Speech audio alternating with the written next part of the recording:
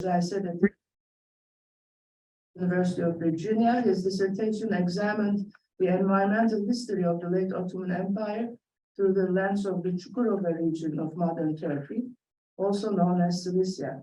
His first published monograph, entitled The Unsettled Plain, an environmental history of the late Ottoman frontier, explores the modern transformation of Çukurova, where he argues that the historical experience of Çukurova was in many ways emblematic of how the modern state, capitalism, war, and science impacted rural society in the Ottoman Empire. And he is currently working on a new manuscript draft entitled The Book and the Sword, a macrohistory of empire in late Ottoman Cilicia. The new book deals with a period from 1860 to 66 in the Cilicia region, focusing on the question of empire, in quotations. Yes, Christopher. I'll take it away now. Yes, please. Okay. Let's see here. All right. Hi, everyone. Nice to be here. Thanks for the invitation, by the way, to everyone who invited me. I know who I got the email from, but I have no idea who else decided to bring me here, and I'm really grateful to be here. It's my first time here in Ann Arbor. And thank you to Professor Göçek for the introduction. So I'll use my little bit of time where I can speak, not to talk about necessarily the piece that I circulated and the book project it's from, but maybe background in terms of why I'm writing it.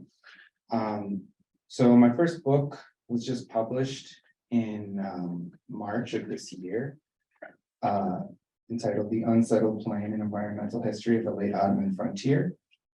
And it was really a attempt to narrate a very long period of history in a very understudied region of the Ottoman Empire, the Cilicia region, kind of the borderlands of Anatolia and Syria in the Levant, during a period from the 1850s to the 1950s, but also it required me to go back as far as the Roman Empire, and do a lot of readings in the early modern period, and really also study this region right up to the present day. So it was really, I wouldn't say it would be a longue durée Mediterranean history, but it is not a short-term study by any means. And one of the challenges in writing a book like this, and I guess we probably should realize this, that, like, for example, when Braudel created the longue durée, he also had to know a lot about a lot of short terms first before doing that. And I did that a lot in that book, in trying to narrate how, generations of people were transformed by these different processes I look at. And through the lens of environment, I encountered a lot of episodes that on a shorter scale of time are very important. But on the longer scale, I couldn't really do justice to the characters involved. I couldn't do justice to the contingencies of history. And I couldn't really do the work of picking apart some abstractions through which we discuss history.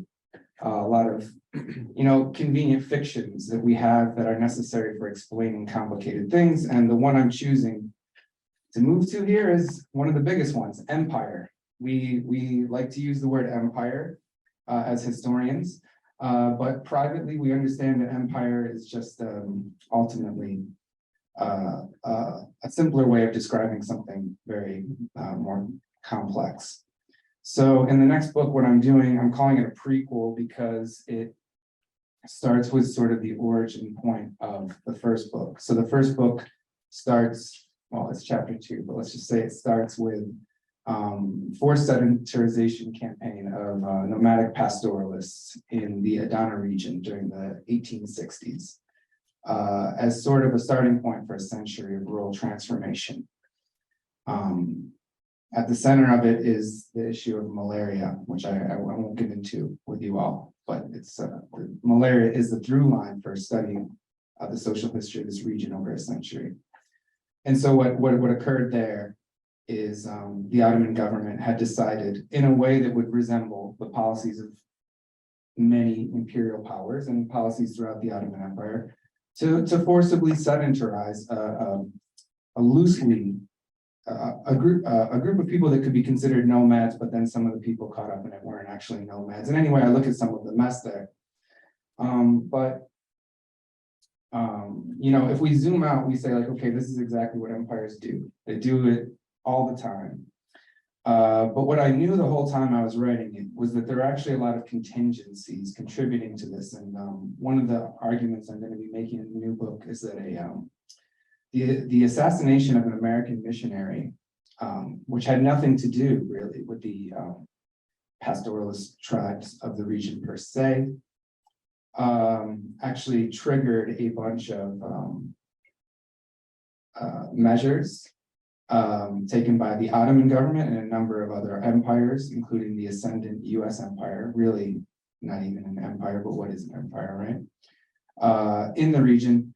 And then as a result, it kind of led up to this forced sedentarization campaign I studied in the book. So for those of you who read the chapter and are eager to learn more and to whatever, you don't want to wait for this second book to come out whenever it comes out. Don't worry, it's discussed in the first one, so you can check it out. So I kind of started for this workshop, started writing this book at the end, which is the beginning of the first book, looking at what I call a civilizing mission as embodied by the Tanzimat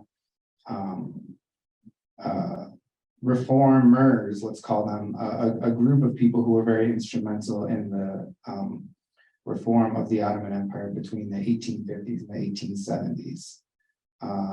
And what I tried to show is that this civilizing mission, quote unquote, was certainly, you know, consonant with other European, quote unquote, civilizing missions, Euro-American, let's call them. It did have its own genealogy in Ottoman practices and ideas about different types of communities, village communities, urban communities, nomadic communities. And so that's kind of what the chapter was focusing on, but of course, as you probably saw, it's not an argument-driven narrative in the chapter. Like I had to do, you know, the first book was very analytical, and then this one I really wanted to just step back and narrate and see if I could get people to read the story without necessarily knowing where it's going. So thanks for having me. Thanks for checking out the new work, and I look forward to your comments and questions.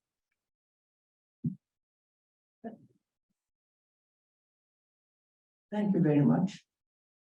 And we move on to our second panelist, Zozan Pehlivan, Assistant Professor of History at the University of Minnesota. And the title of her talk is The Empire of Priorities, Ottoman State Policies in the Age of Scarcity. Zozan is an Assistant Professor of Environmental History and McKnight Land Grant Professor at the University of Minnesota Twin Cities. Her research focuses mostly on the history of environments, violence, comparative empires, and pastoral nomads.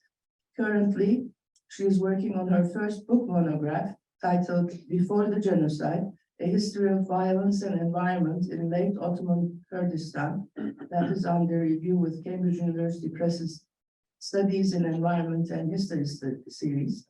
In this book, she examines the socioeconomic and environmental implications of the late 19th century climatic anomalies on the peasants and pastoralists and the ways in which they shaped intercommunal relations between Christian Armenian peasants and Muslim Kurdish pastoralists. Oh, there's one. Okay. Like this? Yep. Does it work? Yeah. Hi, everybody. Thank you for the invitation. Thank you, Weekend, for all this work and labor that you put into this program. And thank you, Cevat, for organizing this. It's my first time in Michigan Ann Arbor, and I really like it. It's like a town, a university town. So today, the chapter that I shared is part of my current book manuscript, Before the Genocide, Environment and Violence in the Late Ottoman Kurdistan. So, and I won't present the chapter, and I will also give a kind of broad overview of the structure of the book and why I decided to dedicate 10 years of my life to writing this this book. So, there is here. There is a tendency in the Ottoman historiography for the region, at least that I'm working on, is that in three kind of historiographical intervention or kind of a response to three historiographical questions that I'm trying to write down this book. One is, this is the most understudied region of the empire too, except the Armenian massacres of 1890s and genocide. So the history of this region up until recently has only been written by examined in two monographs. One is Ibrahim Yılmaz Çelik's book, The History of Ottoman Diyarbakir.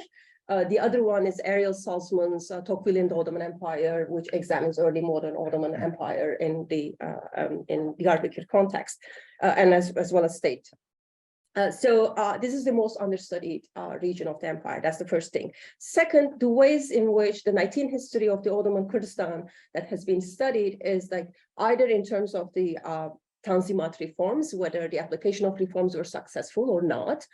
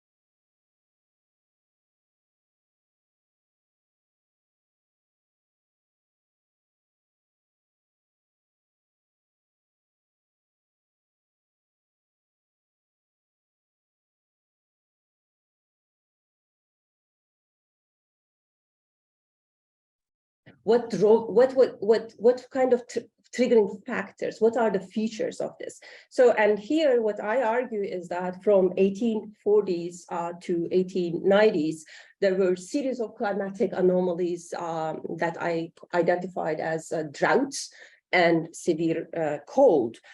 Before I go there, I just want to make a clarification why I insist to use Ottoman Kurdistan. This is historically been identified as a region that inhabited by mostly by Kurds, Armenians, Arab Bedouin, or Arabic-speaking pastoralists, Bedouins, Nestorians, Syriac Christians, Jews, Turkomans, and so on and so forth. So this is a very multilingual, multicultural, multi-religious environment, but it is also inhabited extensively by two different forms of subsistence, agrarian and herding communities. And the territorial boundaries or geographic boundaries of my work is determined not by Ottoman understanding of Kurdistan, nor administrative boundaries of Ottoman Empire, but the mobility of pastoral nomads between northern and southern pastures.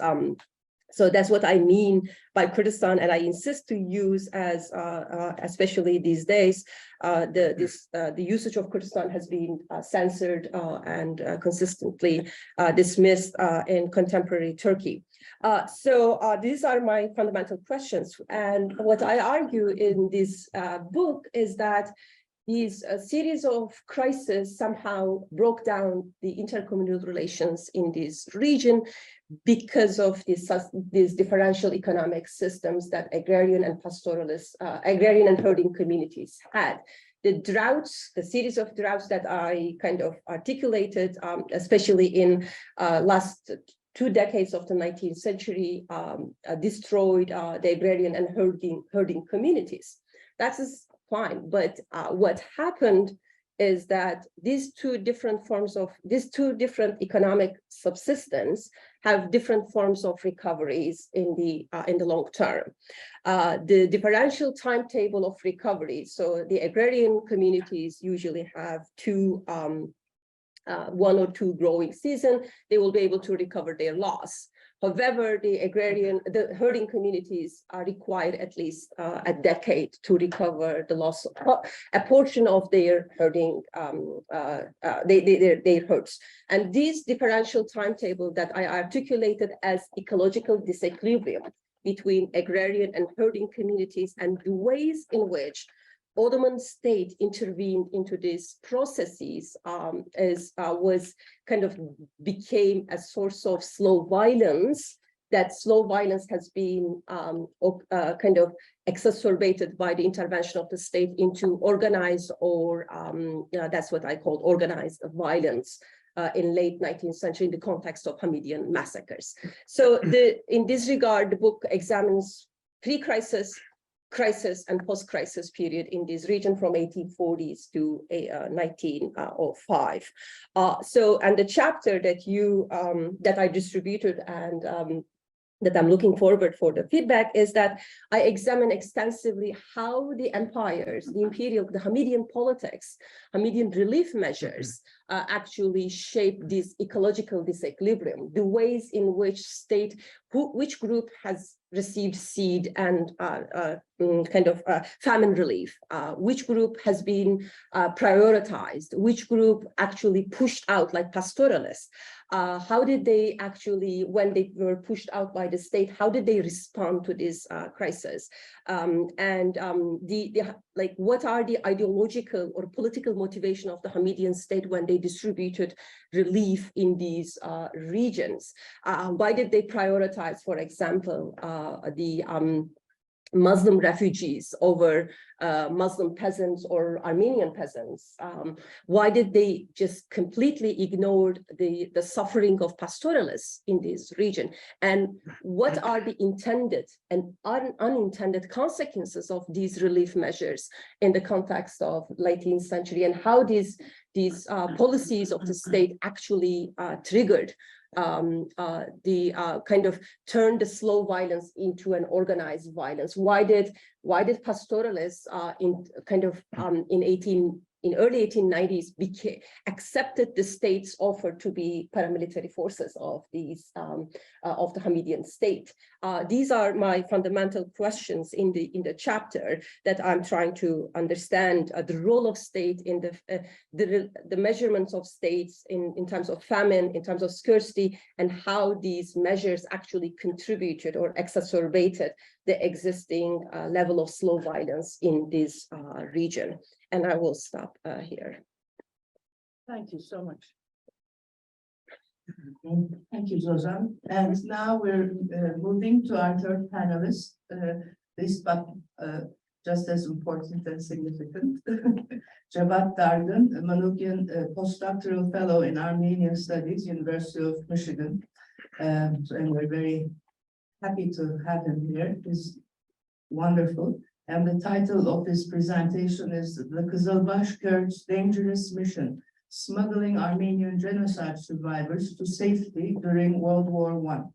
Cevat, as I said, is a postdoctoral fellow in Armenian Studies at the University of Michigan, Ann Arbor, where he is affiliated with the Department of History and the Center for Armenian Studies.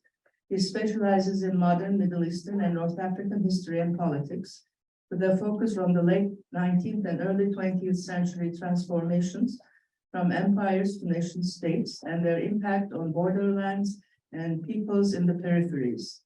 Cevat received his PhD from the Department of Near Eastern Studies at Princeton University in 2021, and he currently works on a book project tentatively titled Mountains and the Modern State, an Environmental History of State-Making in the Middle East, which is an outgrowth of his dissertation research on the history of Dersim, a mountainous region in eastern Anatolia with a rich and diverse natural environment and a predominantly Alevi Kurdish population. Cevat. Thank you, Professor Göçek. Now I will probably take advantage of the time that was spared by Chris and Zozan and go a little over the time that was originally allotted to me. And we'll go with mostly with the boring style of reading, but not always reading. Now I have a slideshow. We can, would you help me figure how that would work out? This is our challenge. Technology. Yeah. Integrating it in our lives, other spaces.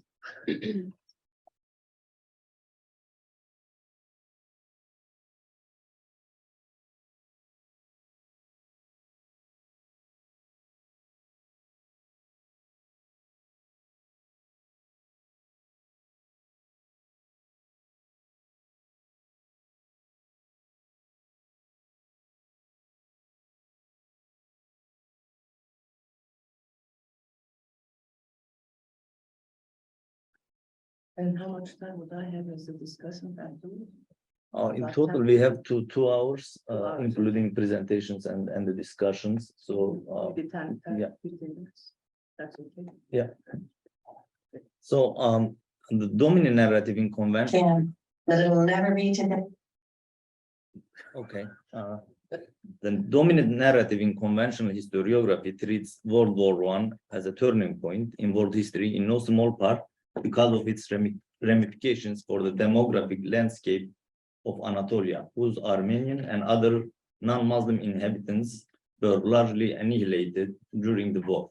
Existing scholarship explores Armenian genocide, among other narratives of violence in the region, primarily through the prism of Committee of Union and Progress and the Sunni Kurdish militia as perpetrators and the Armenians as their victims.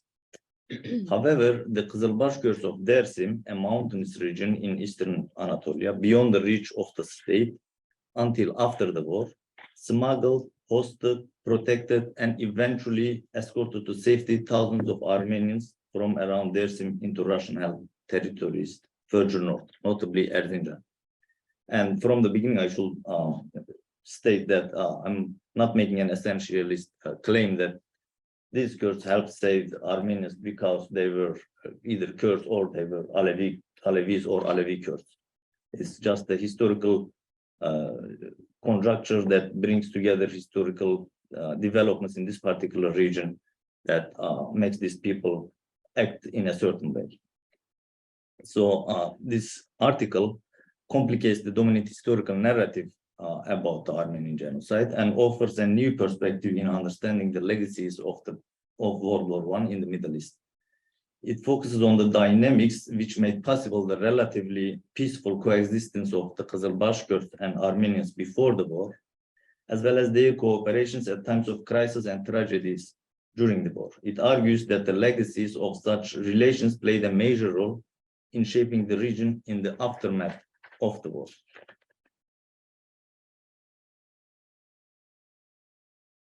Due to its unique geographic and demographic profile, Dersim, from mid-19th century onwards, became a domain where the Kurdish, Armenian, and Kizilbash questions came together and clashed with the Ottoman and Turkish state formation.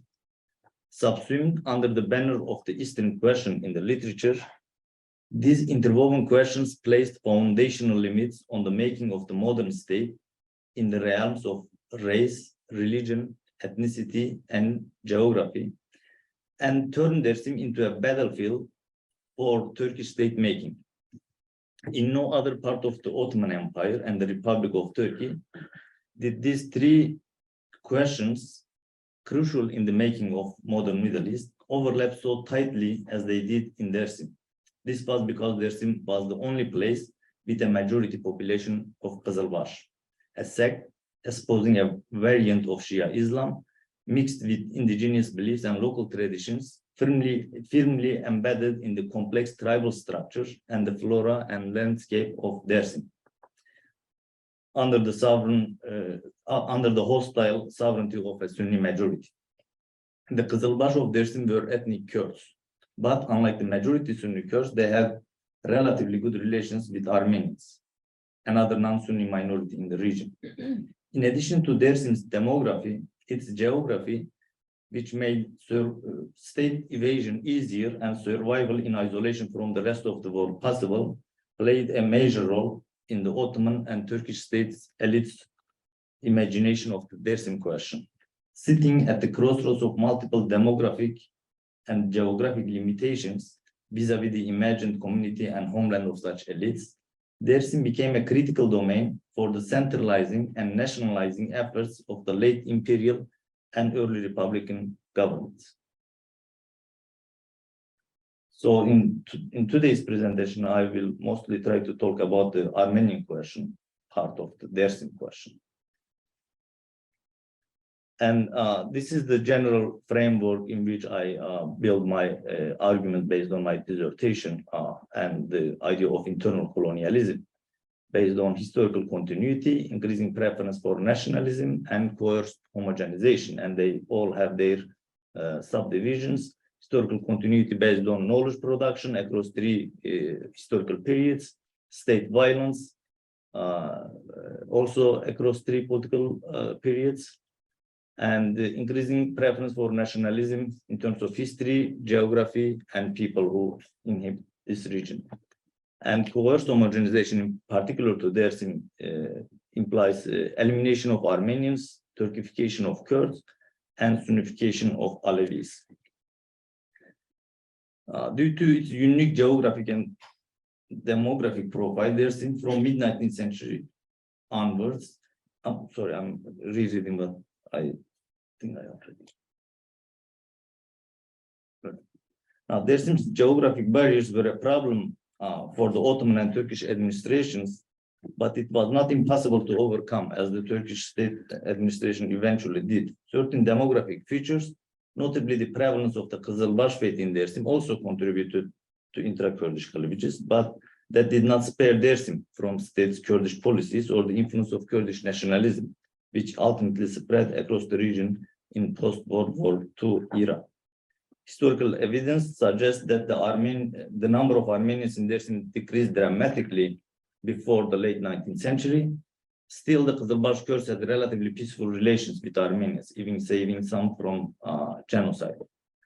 Because of this uneasy social and political configurations that created a Dersim neither entirely isolated from the war, nor easily placed into a single political narrative, Dersim constitutes a critical part of the quote-unquote competing histories of Turkish, Kurdish, Armenian, and Kizilbash historiographies.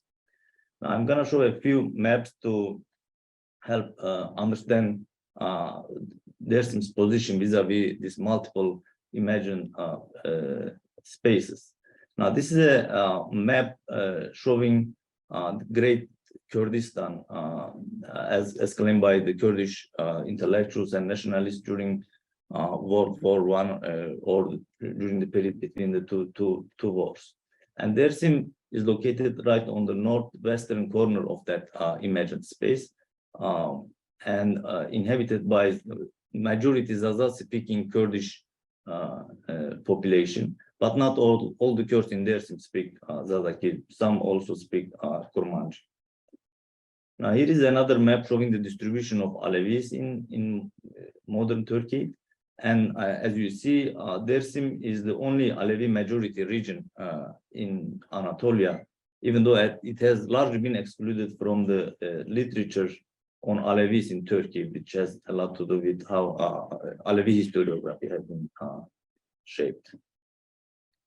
And this is another map, which is probably the same map that Professor Maktisi showed earlier, the imagined Greater Armenia, and Dersim is right in the middle of that space also. And I most generally forget to mention that, of course, it's part of Turkey also, So there is it overlaps in 4 different imagined spaces. So I also consider Turkey as an imagined space. And this is a topographic map of the region from a British consul in Diyarbakır who traveled in Dersim in 1860s, north to south from Erzurum to Diyarbakır through different routes, and he produced one of the earliest and most detailed accounts of Dersim. And you clearly see the mountain ranges here called Munzur Mountains, and it doesn't show in this map, but Dersim is also surrounded by rivers, the tributaries of the Euphrates. So for the outsiders, it actually many of them describe Dersim as an island, and some describe these mountain ranges as like Great Wall of China, protecting Dersim from outside. And finally, this is a map from 1890s, a Russian map showing the distribution of Kurds, Armenians, and the Yazidis. The black dots in the southern part are Yazidis. The brown dots are Armenians, and the green areas are the Kurds.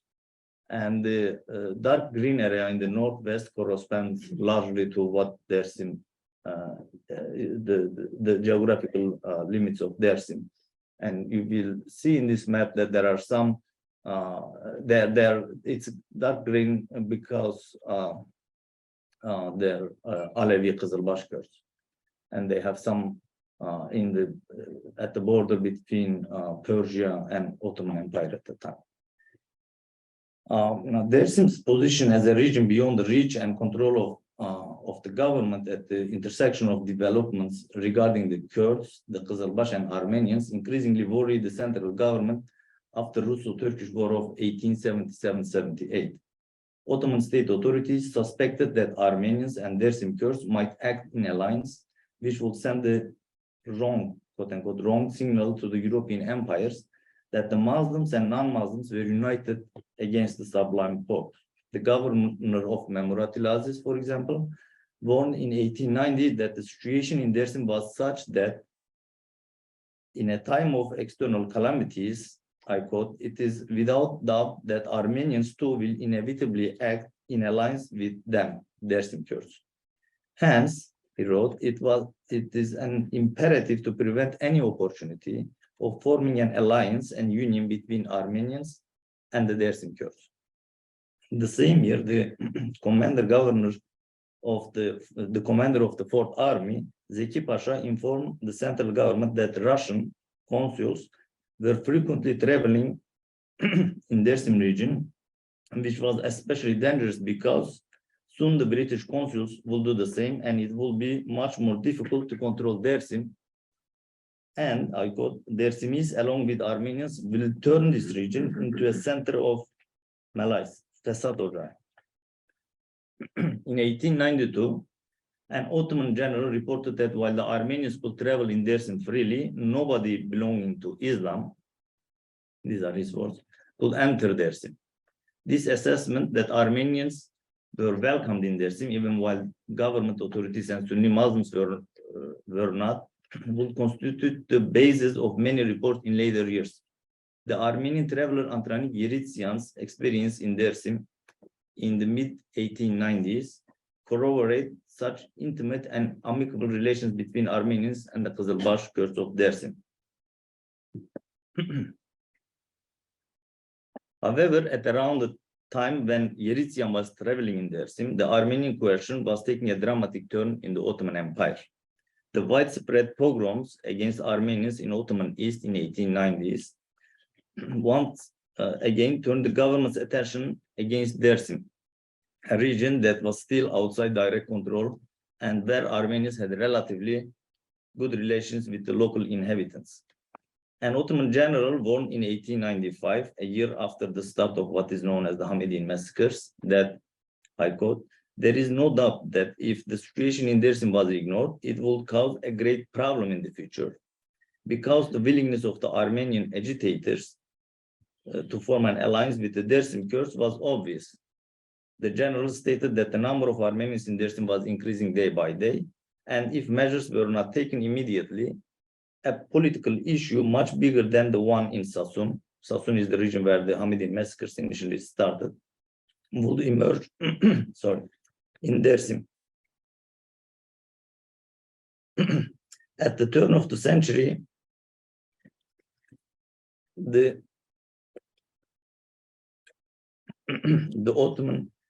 commander of the Fourth Army, Zeki Pasha, wrote that Dersim was surrounded by several towns that hosted the most wicked and troublemaker Armenians. And because Dersim was the only sanctuary for Armenian agitators, Armenians were working actively in Dersim. The Pasha repeated the earlier warnings, stating that if Armenians and the Dersim Kurds act in alliance against the government, this will lead to a huge political problem because, I quote, disregarding the sect of the Dersim Kurds, foreigners would perceive it as a joint Armenian Muslim rebellion. In 1908, the Minister of War once again made a similar warning and added that the need for a violent and urgent as well as thorough punishment of Dersimis is apparent. Based on such reports, the Ottoman government carried out one of the most brutal military operations in Dersim in the year 1908. The developments in Dersim in 1908 also attracted the attention of foreign governments.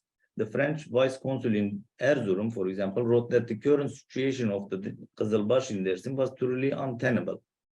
At around the same time, the American consul in Harput reported that Dersimi tribes sent him a message stating that their condition was now very similar to that of the Armenians at the time of the massacres. Must be a reference to Hamidian massacres.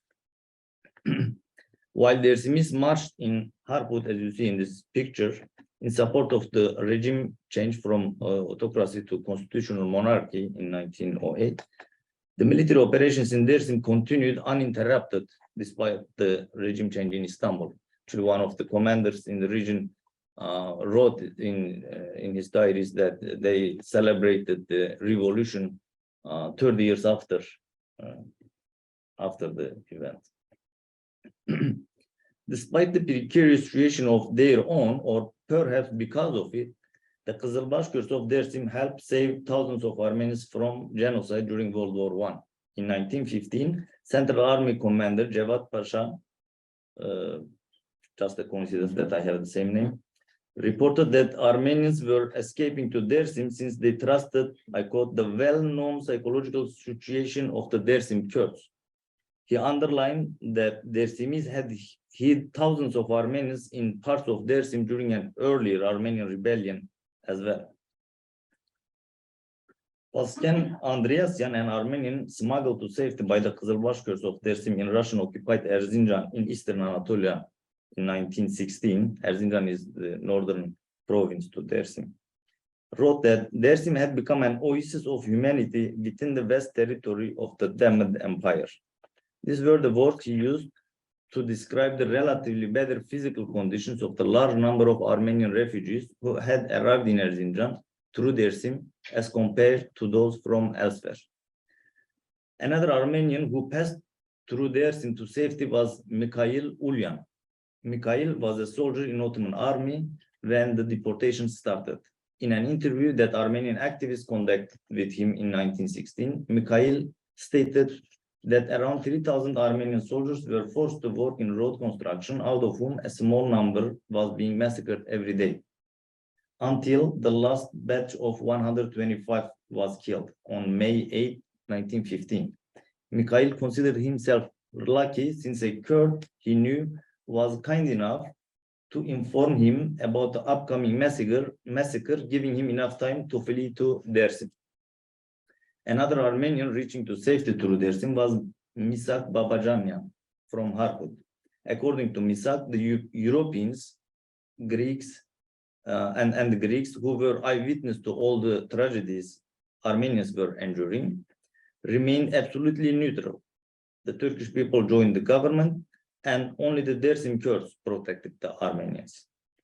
According to Mihran Gratien, a student at Euphrates College in Harput, who was interviewed in Tiflis in 1916, learning that Dersim Kurds were transporting Armenians in boats over the Euphrates, the government seized the boats and tied them in chains, but Dersimis continued to save Armenians by transporting them with rafts.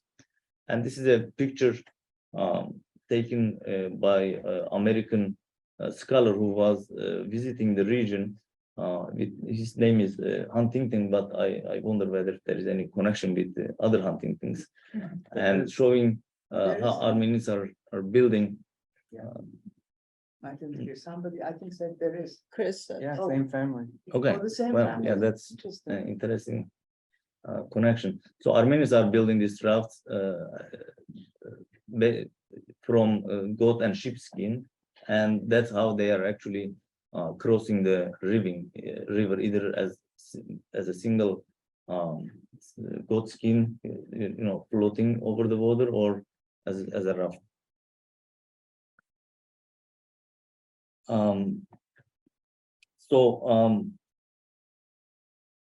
Migrants escape was organized by an American teacher who knew a Dersim Kurd named Ismail.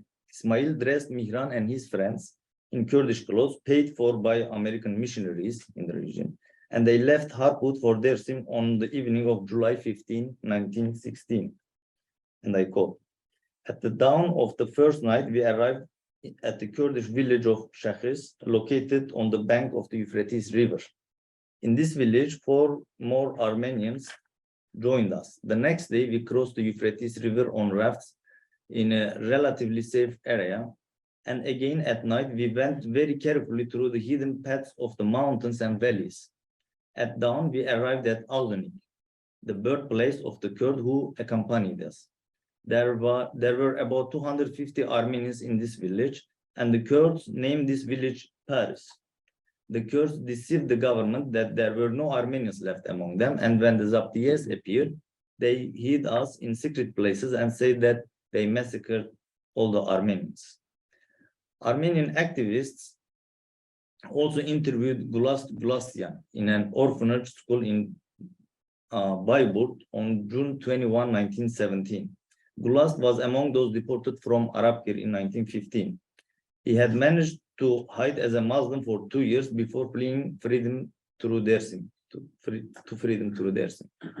He first went to Harput, where he received money from American missionaries and contacted Dersim Kurds, who smuggled him and 9 others across the Euphrates into Dersim. They also arrived in Auzunik village, where there were around 2,000 Armenians like him.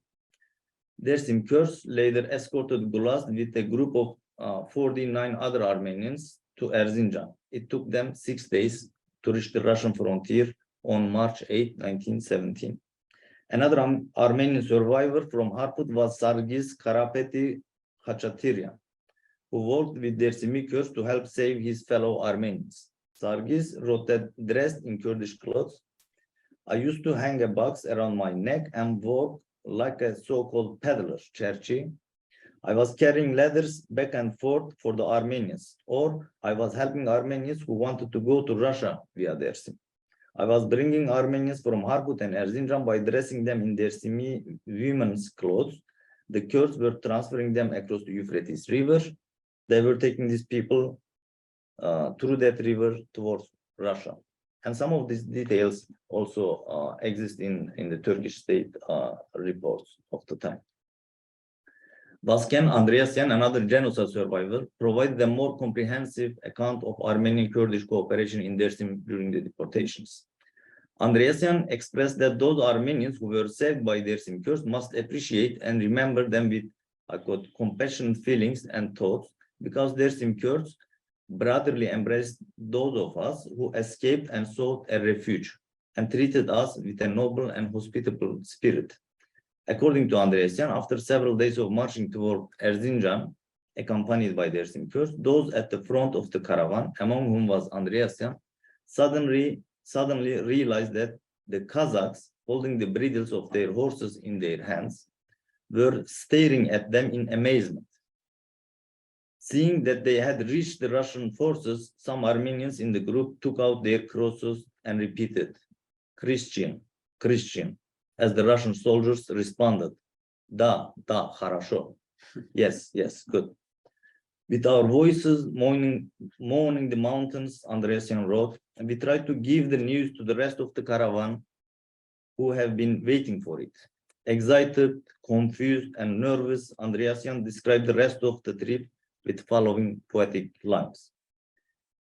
We passed through the mountains parallel to each other with ups and downs, and the dreamy landscape opens before us. Tents in a narrow and long valley between the mountains, endless tents. Here is the Russian army, an unforgettable sight, attractive and terrifying. I feel strange, as if I am nothing in the face of the strings of tents, camouflaged canoes, many animals. My heart is darkening and my eyes are closing, and I fell into dry thoughts. Who are we? Where are we going? Why? For how long?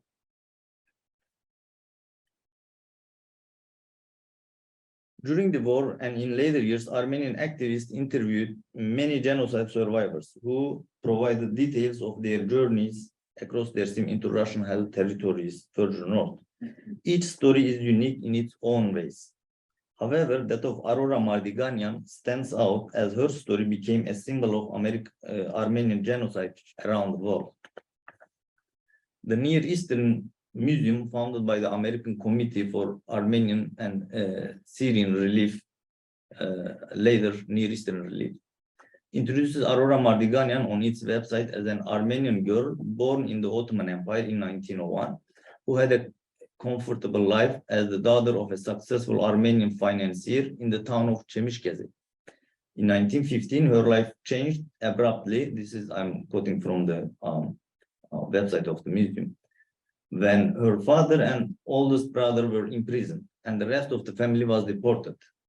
For the next 3 years, Aurora endured unspeakable tragedies, was sold as a slave more than once, and witnessed the torture and murder of young women and the death of her own family members. But according to the website, she ultimately escaped to Russian territory, where she found refuge with a missionary doctor who helped her reach the Near Eastern Relief members in Tiflis, and from there get to the United States. Now, telling Aurora's story as such, originally her name is Arshulis, and the Near Eastern Relief, which played an important role in transferring Aurora to New York, as well as the existing scholarly accounts who takes this uncritically, make invisible the most important actors in her story, the Kizilbash Kurds of Dersim. After all, according to Aurora, it was the Dersim Kurds to whom she owed her life. Indeed, the town of Çemişgezek, where she was born and raised, was part of Dersim, but unlike the interior of Dersim, the town center was under the Ottoman state control. She was deported along with her family to Urfa, but she somehow made it back to Dersim around a year later. The American couple in New York, who helped Aurora hold on to life as an orphan refugee, posted newspaper advertisements to find her brother. Rising public interest in the advertisements brought Aurora's story to the attention of the renowned screenwriter Harvey Gates, who wrote Aurora's story and published it as a book titled Revised Armenia, the story of Aurora Mardiganian, the Christian girl who survived the great massacres. The book was soon turned into a film named Revised Armenia and the story of Aurora Mardiganian, later renamed as Auction of Souls, which became a huge cinematic and economic success. However, Aurora, who starred in the film, was ultimately exploited by the Gates family, the couples she was settled with, and her then legal guardians, who paid her only a fraction of the film's earnings and abused her physically and mentally. She ultimately had a complete mental breakdown and moved to Los Angeles, where she lived until her death in 1994. Yeah. Saving Armenians during the war played an important role in the Ottoman and Turkish state elites' approach to Dersim Kurds and the Kurds' perception of the government's policies in the aftermath of the war. The Committee of Parliamentarians investigating the Koçgiri massacres in Western Dersim in 1921 wrote that those involved in the Koçgiri events were agitated by the idea that the Kurds will be treated with the same deportation policy previously applied to Armenians. The commander of the Eastern Front reported the same year that there is no doubt that the blow struck to the Armenians will have an important impact on the people of Dersim. Another officer reported that Armenians who came to Dersim from America last fall were making the propaganda that Ankara government wants to annihilate the Kurds, while Dersim sent letters and representatives to Ankara government declaring their peaceful recognition of the new state authority. They continue to fear that they will share the same fate with Armenians. This fear was further intensified following the Koçra and Pülümür operations in Dersim in later years, while many tribal leaders from Dersim honored Mustafa Kemal's invitation and went to Ankara. And this fear that they will share the same fate with Armenians will continue into late 1930s, when there is another massacre against the Dersim Kurds, where around half of the population of the region was either killed or deported. And we repeatedly see that Dersimis actually talk about how they are afraid of sharing the same fate with Armenians, and that history and their involvement in saving Armenians during the genocide played an important role, both from the perspective of Dersimis and the government in later years. And thank you for the event. Thank you. Well, thank you very much for these three amazing presentations, which capture for me at least the cutting edge of our fields, in the sense that they are all focusing on units that go beyond the nation state, which has always sort of confined our visions, at least it did in the last century. And now I think we are moving beyond, especially since what unites all three is a focus on the environment as a factor, which has not emerged as such.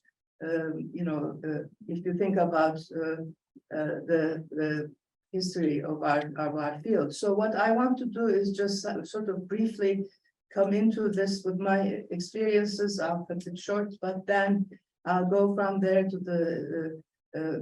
the field and how the field has transformed, and then end with your view as the cutting edge of the field so far. I first went to Dersim, or Tunceli, as it's known in nationalist Turkey, in the summer of 2006. I was there with Baron Sarkisyan, who was the editor of the newspaper in those days, of the Armenian newspaper, and then also Richard Hovhannisyan, whom I had invited to accompany us, along with other Armenians, who were traveling with us.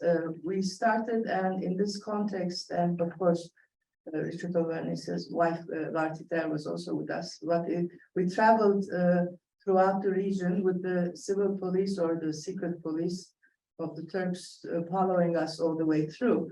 And it was probably the most momentous trip I had to the east, that is called either Western Armenia and Ermenistan, or Kurdistan, as of course the two overlap in that region. And what stood out for me there is a sort of, as we went through Zeytun, Adana, Diyarbakir, Tunceli, was how significant and similar Zeytun spatially was also to Dersim, in the sense of it's being surrounded by mountains. I mean, it's a particular geography that I sort of became very interested in and of itself, and made me realize how important it is to take space into account critically in our studies, be it the geographical space, be it the cultural symbolic, construction of the same space. And that is, I think, what stands out in these. And I was going there because I was working on my denial of violence book on why the Armenian genocide is denied, of course, by Turkish state and society. And it was in that context I realized how important it is not only to sort of visit these regions, but to try to capture what's going on from the bottom up. And of course, I was at sort of the middle of the transformation, so to speak, that you have now perfected, because if you look into, how I at Princeton, a graduate student, sort of learned about it, about Ottoman history and Turkish history here in the United States, puzzling many of my, colleagues back in Turkey as to why I had to go to America to learn about my own country. But you know exactly what I mean when I will tell you that, the history, of course, that I was exposed to at the time was still a history based on nation state as the units. These were official histories, and the official histories were literally coupled with alternate histories at the same time. The only alternate histories you heard were people's memoirs, and usually those who were not scholars writing about their experiences. It's basically all beyond the formal knowledge, whereas the formal knowledge, of course, was controlled by the official historiography, be it Turkey or any other, country in the region, where, of course, the history of the state and that of civil society, the history of the state mapped onto the history of the civil society. So that was the hegemony. This was first broken when I had started the graduate school, and there was this book that came out by Edward Said called Orientalism, and we said, oh my God, there is a sort of a perception, of course, that a critical perception Said developed that I think was the most significant factor in undermining this nation state formation and the way it hegemonized, the way we generated knowledge. And it was sort of, I guess we started developing the emphasis on the others, how the othering occurred, who was there. And, that, of course, coupled with the larger structuralist sort of developments that were going on, that said that in order to, in the very Foucauldian vein, if you're studying a history, you do not only study who is there, but also who is not there, who is silenced, who is left out. And that is, how my own work started to focus on minorities. And that is, I think, minorities, as everywhere, are the linchpin of a democracy. If you want to study the sort of the state, the health of any democracy, you have to look at it from the vantage point of minorities, of course. And in that vein, that is also when we started as sort of, I think, of Usama as the inheritor of that Saidian, at least, insight. And he was the one who started looking at the region, the empire, not from the vantage point, of course, of the Muslims, or the Ottoman Muslims, let's say, who were the dominant milleti hakime, so to speak, of the region, but rather from the point of view of the Christians, the other, so to speak. And I think it is with that we realize the agency or lack thereof of those who were left out of the official narrative. And I think that is how we first started defining social actors, not those who actually control history by controlling the state and important resources, but rather those who were silenced by that. And of course, that was also included. That also included not other ethnicities and religion, but also those others that went beyond the heteronormative white male, so to speak, and bring in issues of gender, sexuality as well into this analysis. as well as the environment. And I think that is, of course, I think it marks yet another sort of development, but positive development in our field, because you're no longer than looking at the actors, but rather the space those actors occupy and how that also transforms over time and space. And in that context, I think this is where we are at the moment. That I think that is why the environment is such a significant unit, because of course one of the reasons why the environment has also been so depleted, especially in our days, is because of Western European modernity and its emphasis on economic development and extraction of natural resources at all costs. And because of that, our environment has now in the process of getting half destroyed, or has been, and that of course also emphasizes the significance. And then what's been happening, I think, as well, is that we no longer in our historiography sort of focus on the region as a whole, but we contextualize that region much more beyond the confines of the nation state. We don't look at like Turkey or Iraq and Lebanon and these other, or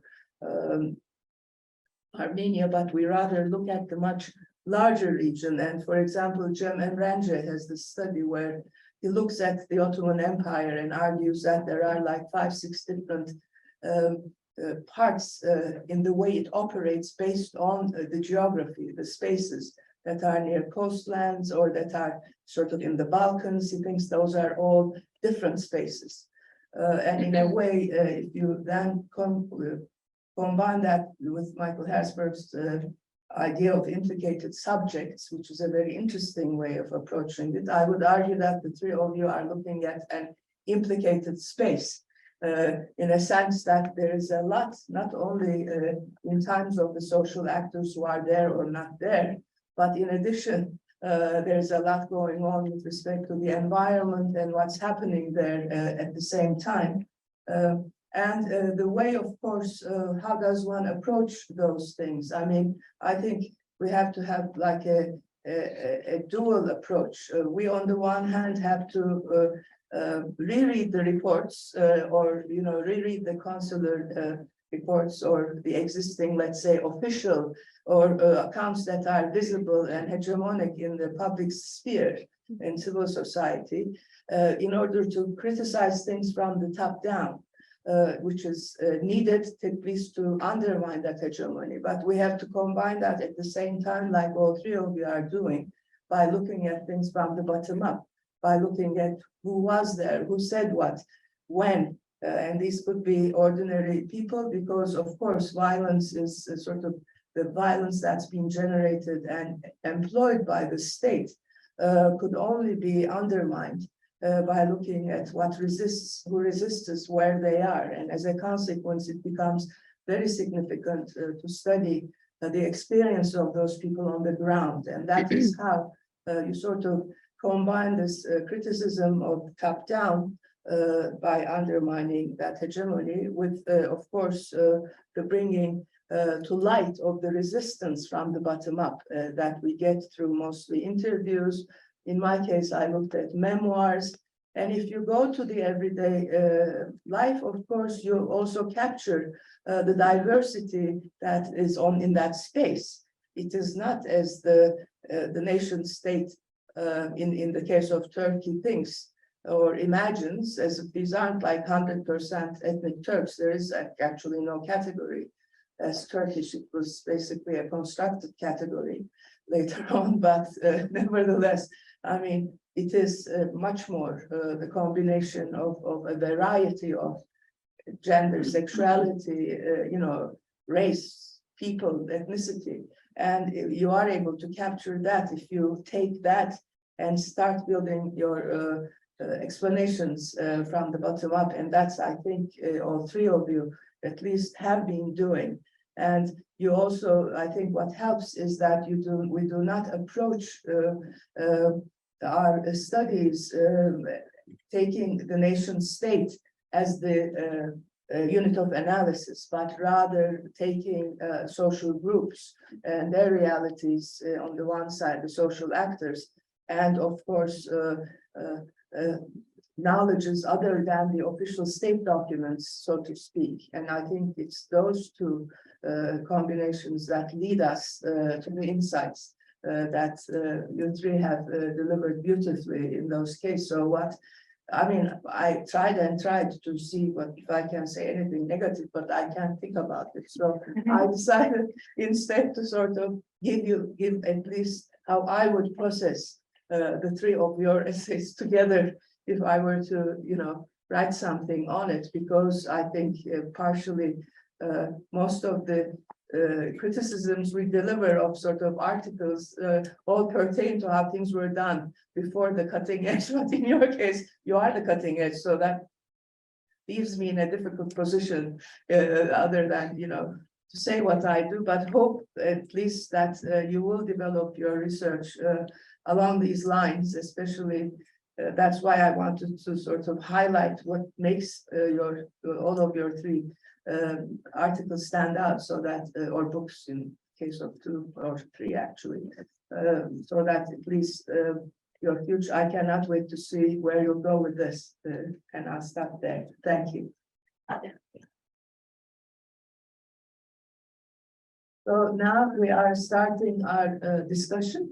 I can, before we do that, if you want to, you can engage in each of others' work, or you can wait and we can collect some questions. How do you want to do it?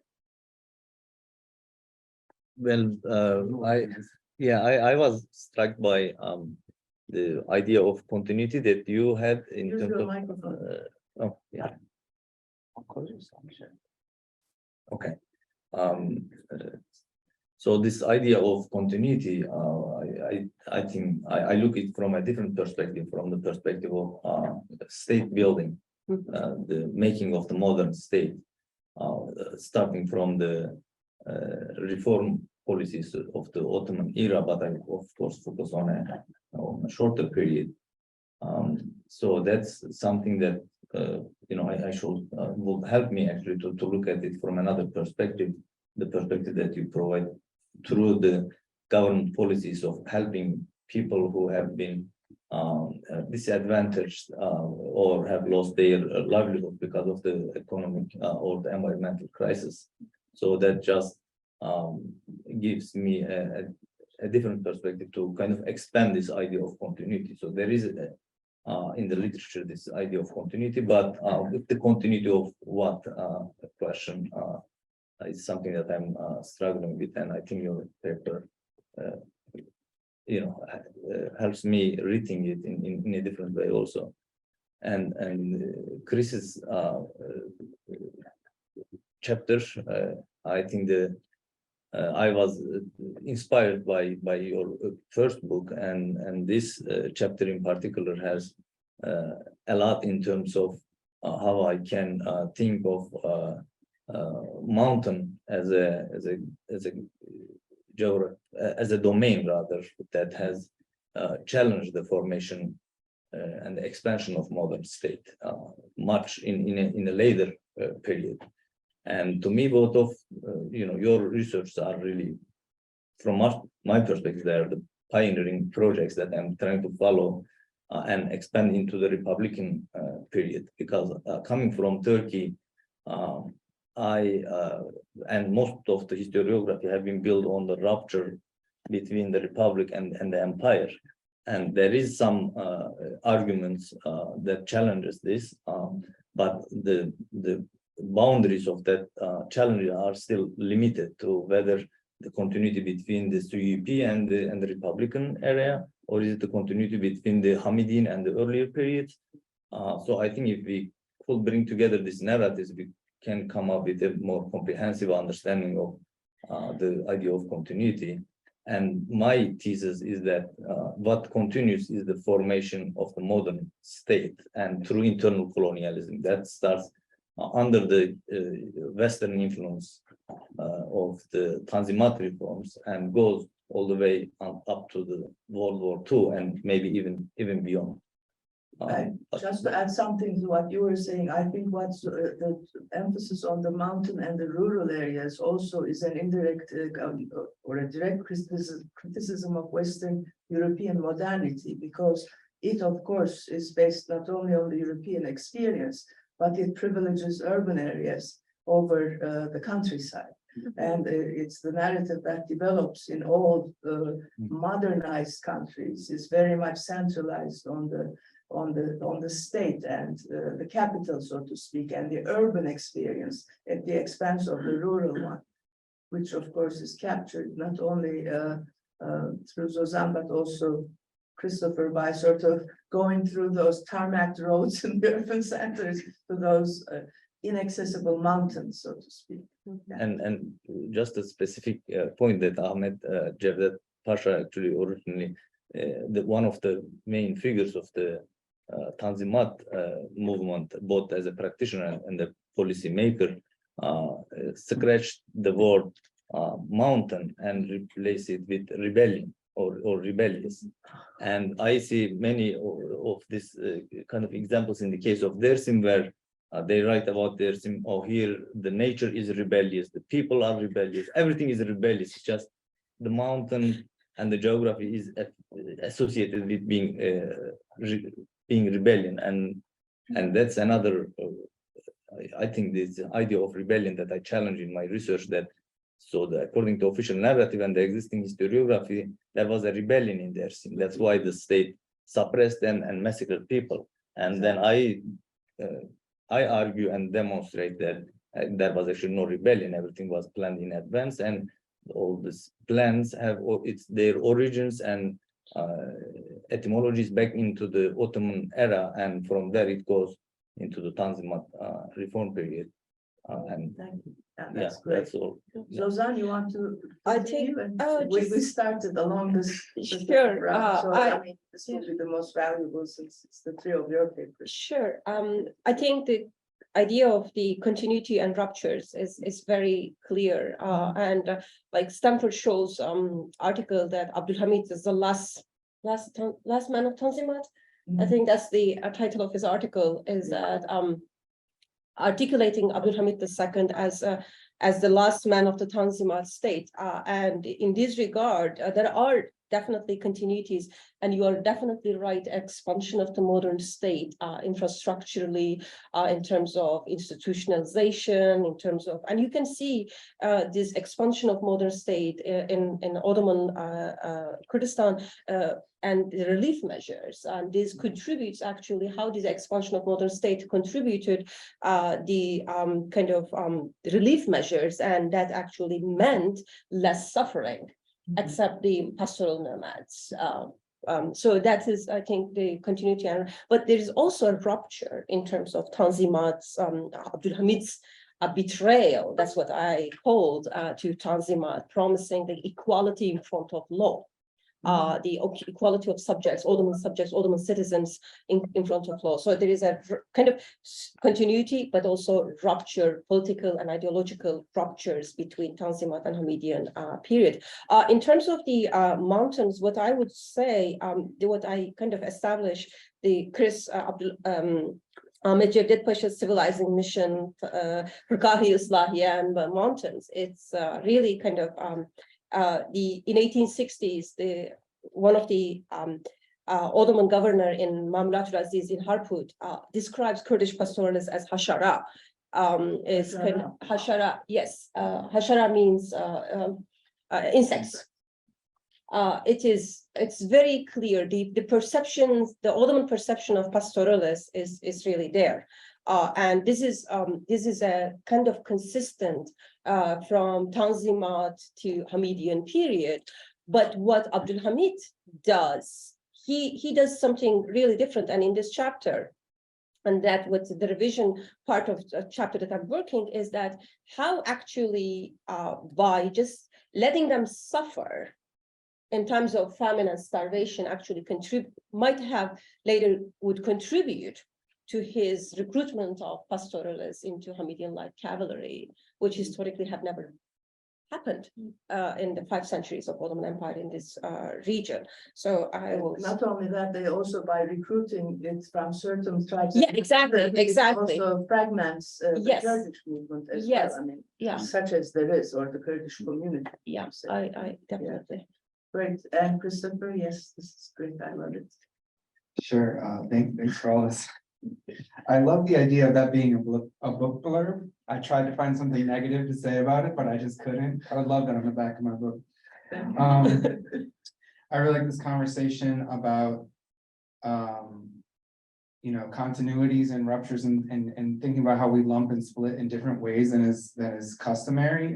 In Zozan's work, obviously this category of pastoralists versus settled agriculturalists is particularly a dicey one, precisely because if we're talking about Kurdish ethnicity, it straddles that, right? And so it's a great example of how these binaries don't really work, and that the product of a lot of the historical processes we're interested in, which actually is kind of Professor Makdisi's like very interesting provocation about reframing things in terms of ecumenism, I think will be taken up as something that is not exceptional to the Arab Levant, and that in fact many parts of the Ottoman Empire might find degrees of this ecumenical frame. And I just wanted to mention one thing, or maybe ask you, Cevat, are you familiar with Nazaret Dagobarian's book about Kizilbash in the late Ottoman Empire? Yes, but not in detail like that. Yeah, it's a very interesting thing where you have one of the founding members of the AGPU, who's also an Ottoman parliamentarian later on, and writes a book in Ottoman Turkish about Kizilbash and Protestants. And it's kind of like when Professor Makdisi was speaking, I was thinking about that. Like, what does the existence of this thesis that he has mean? And obviously he's a figure who would disrupt some of our binaries and teleologies, if not for his demise being one of the people killed in the Armenian genocide. And so yeah, so it's super excited to be read and reading alongside the two of you, and be here at this conference with you. Thank you so much. And what you say with respect to Kurdish fragmentation also, I think, applies to the Armenians as a community in the Ottoman Empire, because when I was doing my book, you know, and I couldn't look at violence against the Armenians only during the genocide, 1915 to 17 or to 22, however you frame it, but rather I looked instead of when that violence against them started, which was 1789, which is the time Selim III actually comes to the throne, and then you take it from there onwards, and until 2009. But what was very interesting is that urban Armenians living, especially in Istanbul, I mean, was the sort of dominant, let's say, part of the Armenians, you know, community that controlled also the narrative and such. And of course, the Armenians of the countryside were the ones who were being increasingly challenged because of the Kurdish sedentarization, and they were the ones who were feeling the violence, or at least experiencing the violence. But people argue that the urban Armenians in Istanbul, Constantinople at the time, couldn't relate to that, and that's why the Armenians couldn't come together sort of as one unit. And to this day, people, you know, say, "Where are you from?" The police, and then I get a lot of grief, even though, you know, I am not an Armenian from police, I'm a Turk from police, but that also makes me a white Turk. So there we go. They are right in a way. I would be probably white Armenian if there is such a category, but it means urban as well. So that's why it's so fascinating. Well, thank you so much for those insights. Now we're opening it. I don't know how we procedurally do it. I'll privilege the people in the room because you're here in person, therefore you get the first word. And then if there is a way of bringing the people virtually, maybe you can read them eventually, the questions as such. But let's start. Yes. Okay, well, we'll go down the line. Let's start, let's talk over there first. Yes, I should put my glasses on. So I can see, yes, and then Juan and then Sama, yes. Thank you for this fascinating panel. I learned a lot, and thank you, Professor Göçek, for your lovely roadmap and important insights. I have a question to Cevat about Armenian identity and local belonging in Darsin. In your paper, you identified Darsimis and Armenians separate. From like what I understood was like you didn't identify Armenians as Darsimi. And I was wondering if it was something that Armenians did in that time. Did you like come across any memoirs? Did they identify themselves as Darsimis, or were they more like identified with the general region of Arpot? Because like we know that Harpetsi identity is important for Armenians. So I was wondering how they were seeing themselves local in that area. And as far as I know, they lived more in Çemişkazak and Trabzonspor, the south of Darsin. So yeah, I was wondering about their general belonging. Yeah. So that's a great question, and so I defined Dersim based on the historical accounts of Turkish and Ottoman state actors, the foreign missionaries, the Christian missionaries, consuls, Armenian travelers, and came up with the idea of defining Dersim in multiple layers. There is inner Dersim, which many accounts described as the real Dersim, where nobody knows what's going on, including people who lived in the town centers around Dersim. And then there is the peripheral Dersim, which is considered as part of Dersim, but is under some sort of state control. And then there is the sphere of influence of Dersimis, in some cases where Dersimi tribal militia will go all the way down to Adana, actually Çukurova, for a brigandage, or to the Black Sea region. And in these historical accounts, they describe real Dersimis. There are many references to real Dersimis, and that is a reference to the Kizilbash Kurds of the interior of Dersim. But of course, there were Armenians not only in the town centers, but also in living in Dersim. There was one tribe called Mirakian Armenians, which apparently had a tribal structure quite different, quite similar to the Kurds in the region. But that tribe also disappeared after the genocide, and some members lived until late 1930s. So the Armenians who actually traveled in the region, they had came with the claims that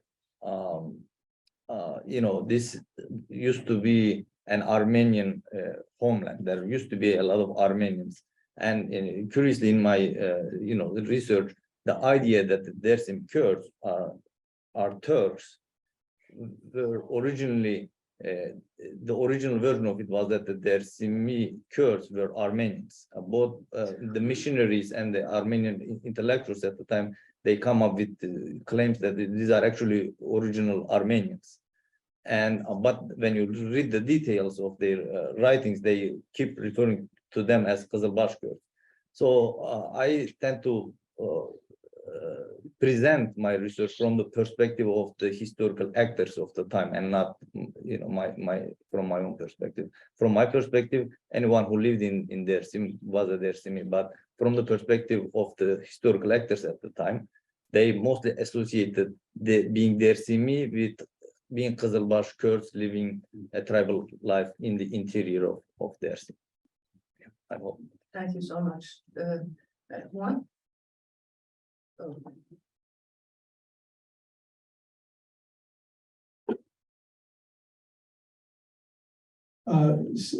Again, these are wonderful papers in their texture and the local knowledge that you bring to a bigger analysis. one thing they put me in mind of, and Cevat, this came out of your paper in particular. At one point, an Ottoman administrator in your paper complains about these people doing fesat, and you translated it as malice. I'm not quarreling with you about this, but I don't think that's the entire connotation of what he meant. He meant turbulence, disobedience. And it comes from Surah Al-Ma'idah 533, where those who make war on the Prophet, on God and the Prophet, and will use Suduna Fuad. So it has to do with rebellion, it has to do with turmoil and turbulence and acting out in ways that the state doesn't appreciate. And at the same time, you all talked about the divide and rule approach of the Ottomans,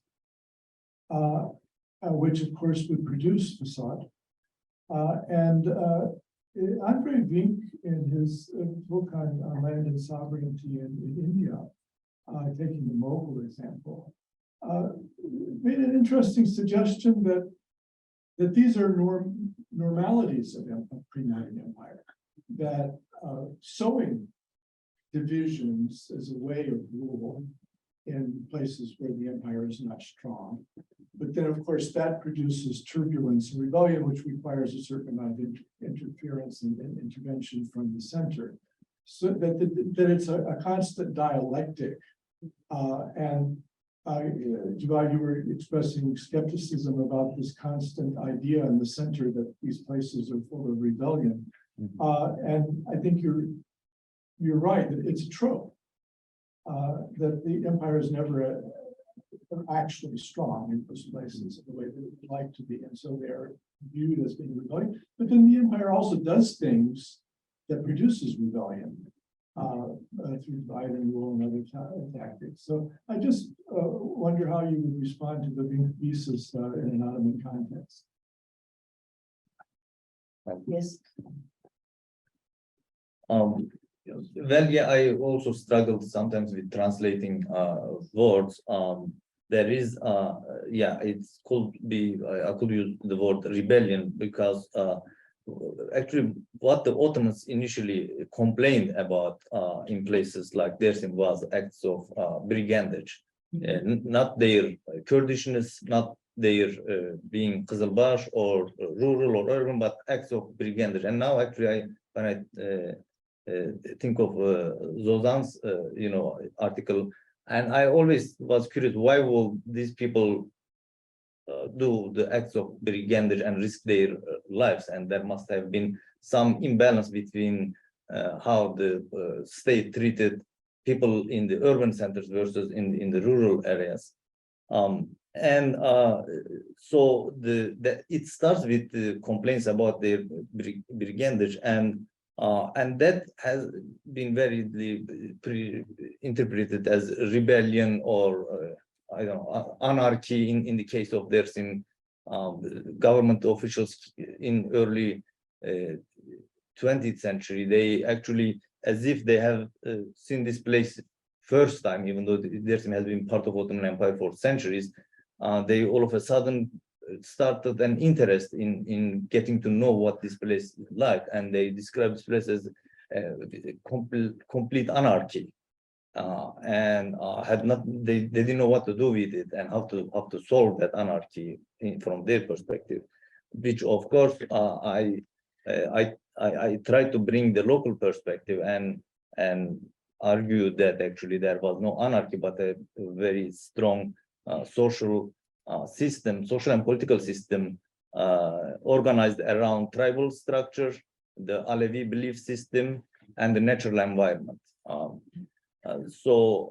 And in terms of the differences that have been sought, as you said, during the imperial period, I think what happens in the period that I look is that instead of showing the differences, the modern state start to homogenize these differences and try to make everyone speak the same language, believe in the same religion, etc. And at some point, with the Dersim case in late 19th Turkey, I think Turkey reaches a very kind of an apogee, a peak of this policy of homogenization, basically governing through homogeneity rather than a difference. And I think that's a very important aspect of the modern state, to make everyone look similar rather than be different.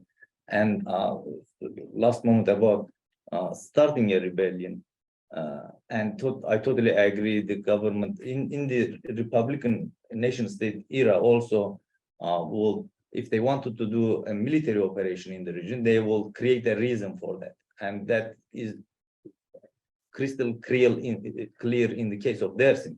And actually, maybe in the contemporary times, when the Turkish government wanted to intervene in Syria, there was a record of a meeting that was released where the interior minister is saying, well, it's easy to create a reason. We can just send a few bombs over the border, and then they will react and we will intervene.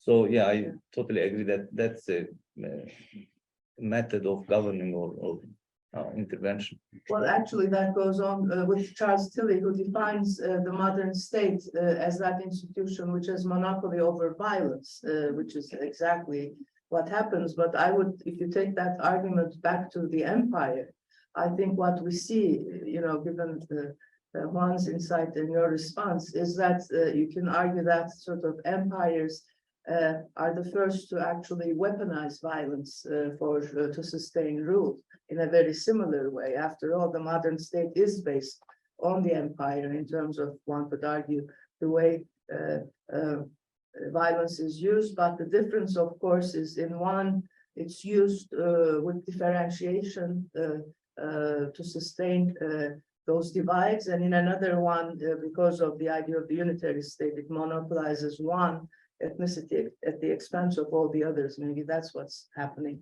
Sorry, Osama. Okay, so do I need the microphone or no? Well, here we go. Yes. Okay, Okay. thank you.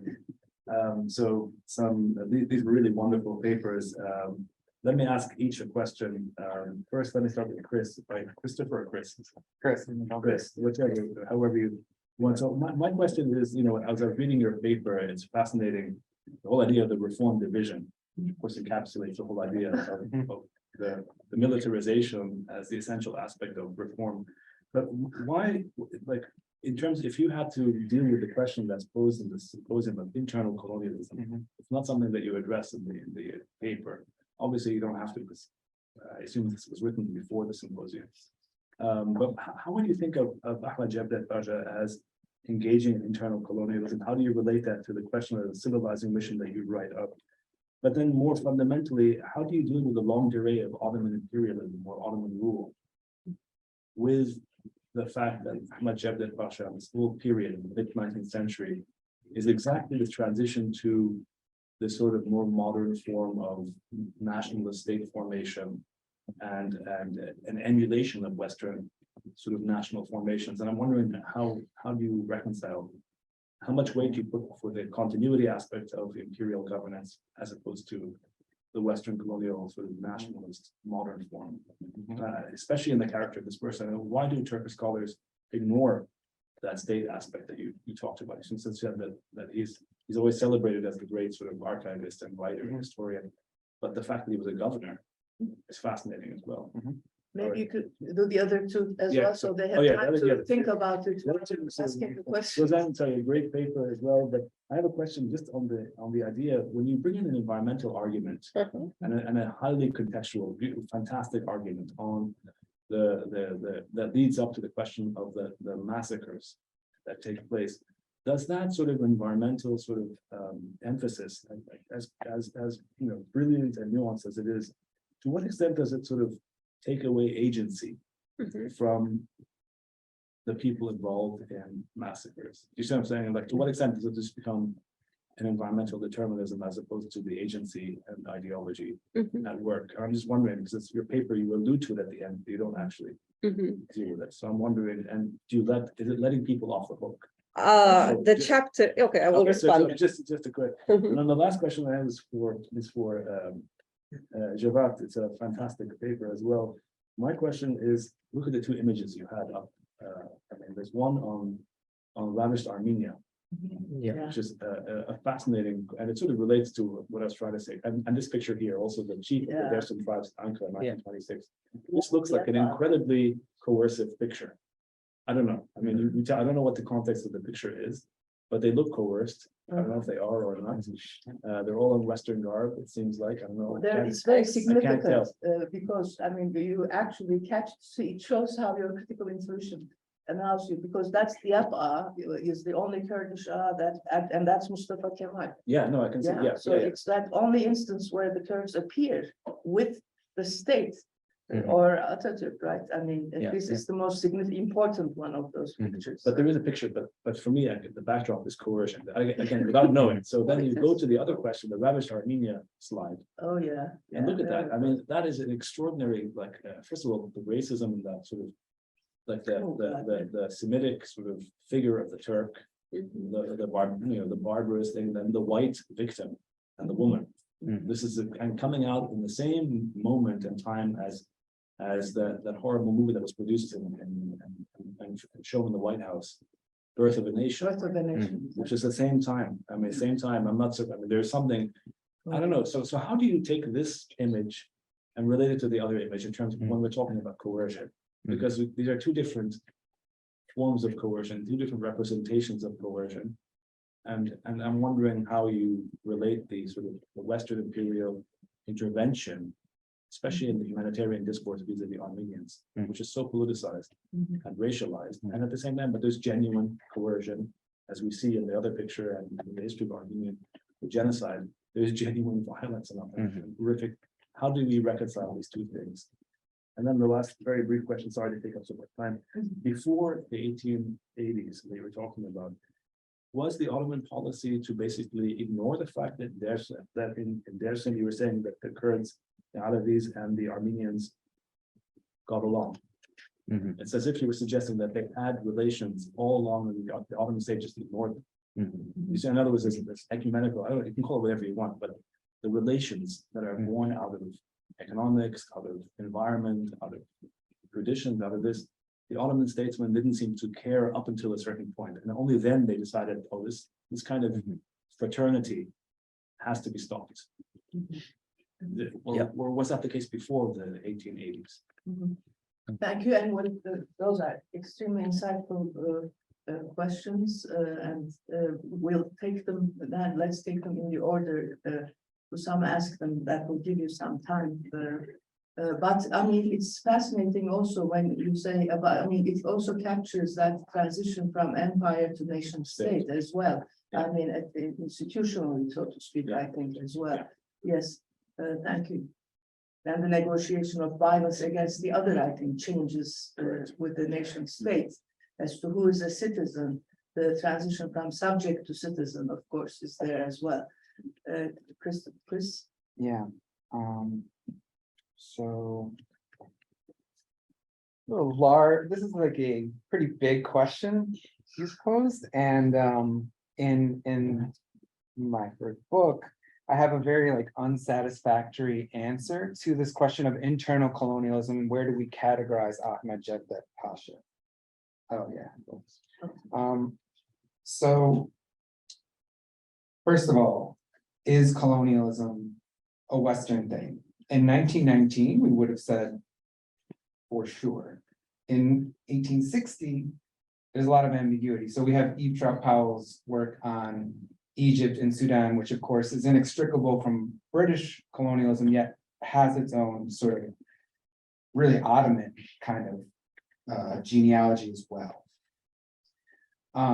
With Cevdet and what he articulates, it's very clear that he's a figure who wants to be kind of anti-Western. He wants the Tanzimat to be something Islamic. He's at odds with some of the other Tanzimat reformers who, like Mithat Pasha, and eventually their rivalry becomes like kind of defining both of their lives. But he kind of doesn't want the Ottoman Empire to be simply adopting a European model of the modern state. But there's one way in which perhaps I would say that this is actually expressed in how the reforms are implemented in Cilicia, which is that what I say in the book is that, in Algeria or in India, no matter how much the local populations, the indigenous populations insisted, we can be part of this new order you're creating. There was always, the door was always closed in front of them. With Cevdet, you have him insisting that these people are going to be Ottoman subjects who are going to be just like urban men like him someday. No matter how much they want to resist that idea. And to me, that is very different than colonialism as we know it in Western historiography, as something that creates an external other that is irreconcilable. And so I put that there because otherwise, I think most people would see in the episode I looked at a perfect example of this internal colonialism we're trying to study.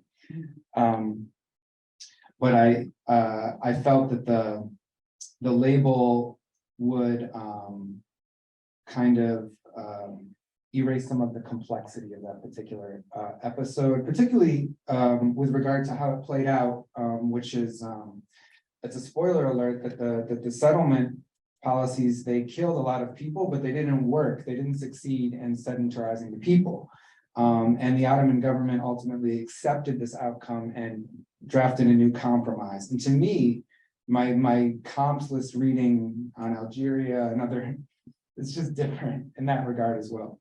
And so that's why I said, I didn't even raise the question of internal colonialism per se in the book, but definitely believe that through studying the Tanzimat, we may actually learn something new about what imperialism and colonialism are, and that maybe some of the ways we talk about it they leave things out that should be part of the conversation. And it'll be interesting to see where we are 20 years from now on this question. Well, Thank you it's for it. also fascinating that you're emphasizing knowledge. I mean, what should be the formal knowledge that actually governs a space? And Ahmet Cevdet is also known for writing the Mecelle. Yeah. I mean, and Sure. that is, I think, it captures that he's much more interested, not in adapting wholesale, which we did later on, the Turkish Republic, the Western laws, so to speak, but he was trying to negotiate and bring together, Sharia together with a secular constitution or with parliamentarianism. That also, I think, is a very different way. I mean, through all these cases, I think we see how we, as the globe, negotiated modernity in very different ways, in very different contexts outside of Western Europe, and we're capturing now all those differences. Yes, Zozan, and we'll go to Joe. Sure.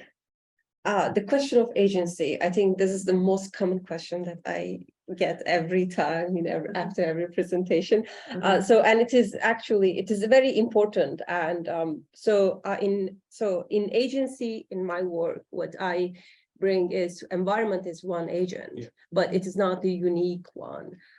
We have, especially in the context of rising of violence, environment caused the emergence of slow violence, smearing slowly. And by violence, what I mean is, or by slow violence, I mean there are differential acts that pastoralists or peasants gave as a response, like, for example, taking their animals to peasants' farmlands to feed them, or fight over the pasture lands, or stealing animals from each other. And this became very common, these three fundamental things, or fights over who can access water when. These four types of kind of struggle over the limited natural resources kind of contributed the emergence of slow violence in the region from very early 1880s onward, and it continued up until the early 20th century.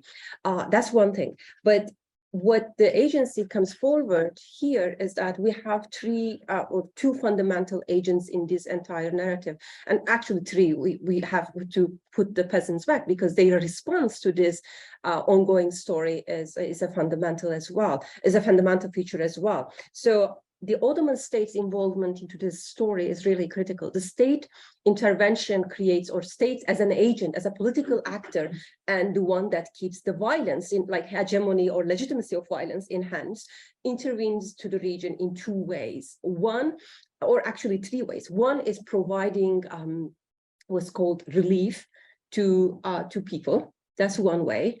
Second is institutionalizing, increasing the institutional capacity of the state, modern state, through various ways. That's the second way. The third way, the ways intervened into this region, organizing pastoralists as a paramilitary forces. And when they did this, actually, they were extremely selective. So only Sunni Kurds were accepted, and they rejected the Dersimi Kurds petitions to join the Hamidian cavalry. So the state intervention to this story and giving legitimacy of violence to these pastoralists, creating another form of agency for pastoralists.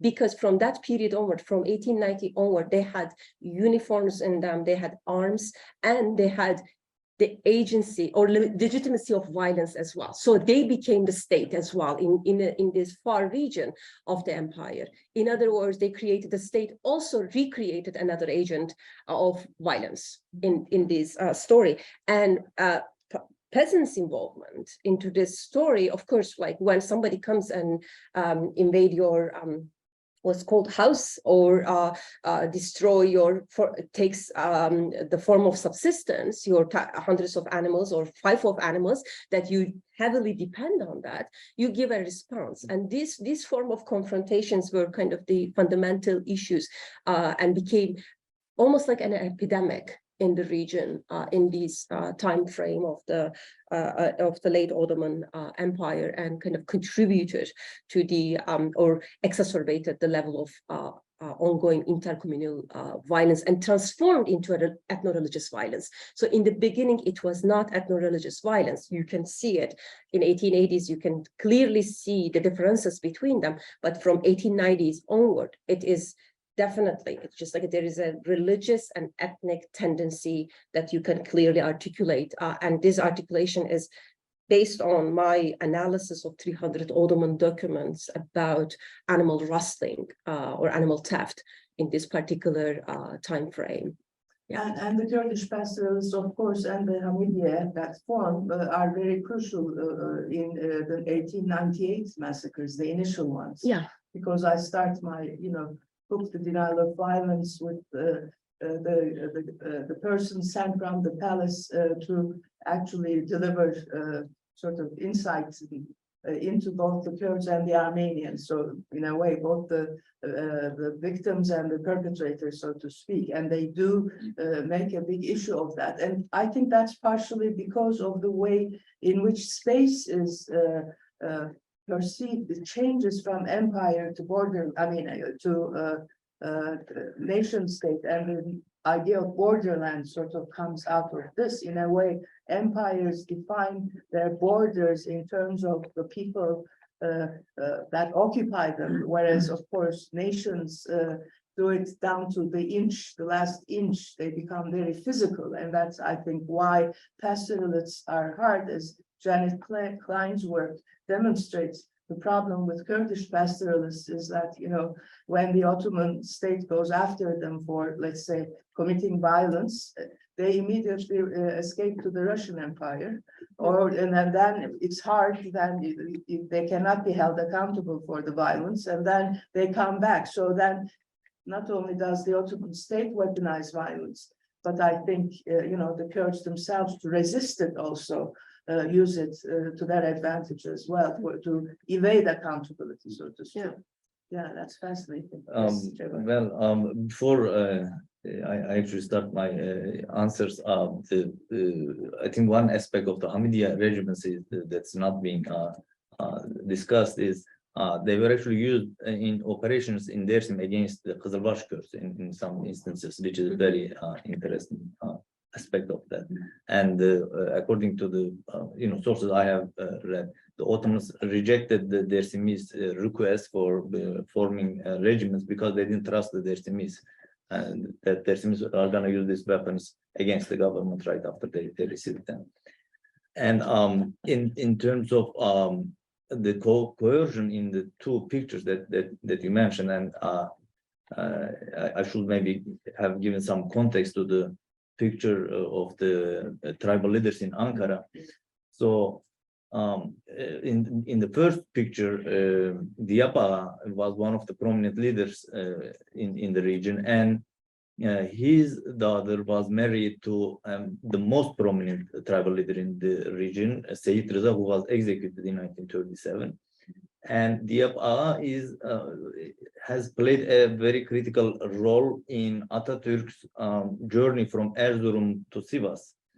We don't know the details, but in his famous 6-day speech, Nutuk, he mentions how Dersimis posed a threat to his journey from Erzurum to Sivas when he first departed from the Ottoman government.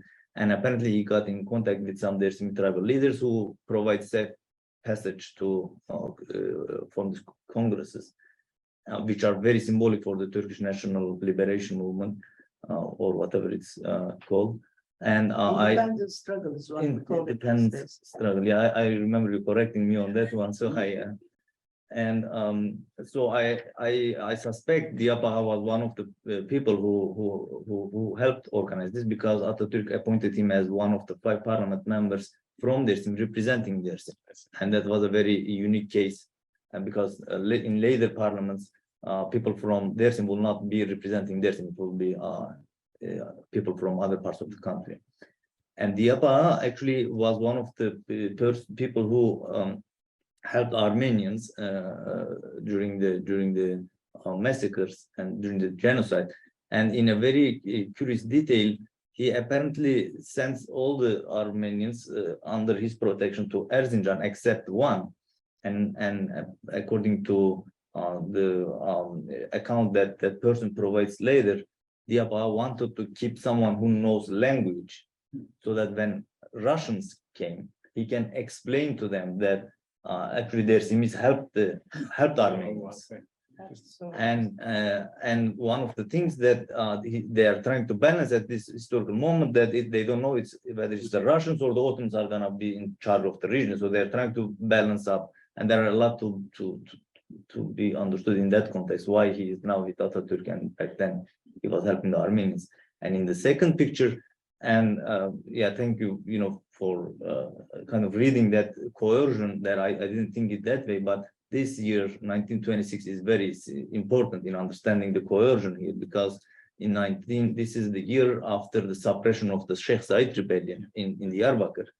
And one of the things that Ankara government does is to reach out to Dersim Kurds and try to convince them not to join the rebellion. And then Dersimis actually do not join the rebellion, and they accept the invitation to gather in Elazığ, and where they spend some days in a hotel where they practice some Alevi rituals with the state authorities, and then they are escorted by a military division to Ankara. And in Ankara, they are invited by Mustafa Kemal, but Mustafa Kemal tells İnönü to talk to them and tell them that he's busy preparing his Nutuk speech, but tells through İnönü, he tells them to keep Dersim calm, not to do any act of rebellions, and we will soon release some of the Kurds in prisons, and there are some details that he promised to do. Basically, he's trying to divide and rule policy of, and these people were accompanied by a military division too. And we know this from Nuri Dersimi, who was the only intellectual, who was educated person involved in this group, who will later go to Syria, from where he will write the first historical account on Dersim from under the French mandate. And he has another interesting story. And yeah, you're wrapping up. yeah, and with the kind of comparing this with the Revised Armenia picture, and an interesting detail there is they apparently used Turkish people or as figures in the film. Oh, yeah. And that really destroyed her. She learned that later, and because she was also acting as the victim, and apparently they hired Turkish people or the Kurdish people as recreating the reality in the film. And that when she learned that, she was devastated. Yeah, I think by comparing these two historical moments happening in different across the Atlantic, but related in very, complicated ways, I think we can say much more than what I have in the paper. Cevat, I have another question. Yes. Is it Seyit Rıza sitting on that? Can you corner? use the microphone? Yeah, no. No, I was wondering whether it is at the corner of the photograph, whether the one with beard, whether it's Seyit one on Rıza the or left. not. So he's not Seyit Rıza, and actually Seyit Rıza refuses to go to Ankara, and so that's an interesting detail. The three most powerful tribal leaders, the Kochan tribe, the Seyit Rıza's tribe, and another three tribal leaders are not in this picture. They refuse to go to Ankara, but they send their representatives, basically trying to. Yes, yeah. Well, because just to continue that story, since I worked on the memoirs, they do not go because they're worried that Atatürk will actually say in Ankara, gather them all and massacre them. I mean, and it's no accident this happens in 1926, because that's when the independence courts, the Istiklal Mahkemeleri is also in session, and they're the ones, of course, who do destroy, through hangings and such, the CUP leaders, or at least CUP members, allegedly, who are in governance in SS and also in the first assembly, and that's including a lot of yes. By the way, everyone in this picture were later killed in the Dersim operations, one by one. They in the 30s, yeah. All of these people in the period. Only Diapa dies naturally, but all his family and everyone in this picture gets killed. 1938. Yeah, local historians have identified all these people one by one. So the continuities of violence across time and space is fascinating, and we were able to do that because of the way you've been able to, I think, situate your work in relation to what goes on in the field at large. I was wondering if we could or should, I don't know, are there any questions in the chat, or are we supposed to do something about it, Gottfried? No questions coming in at this. Oh, you don't, so that There is yes, one there is question. one then, yes, go ahead, please. Can you give the microphone across this? Perfect, thank you. Hi, thank you very much for the presentations. I have several other questions, but I will limit myself to one. And it's for Christopher, actually. I really like your paper and the way you approach environment as an agent. I also live in an environment, but through biology.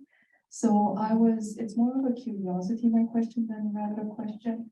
I was interested if the sources that you work with allow you to have some insights into indigenous local knowledge on the environment and local relations with the environment, because here we saw a lot of the almost a Herderian-like approach to the environment, as rebellious, as people rebellious.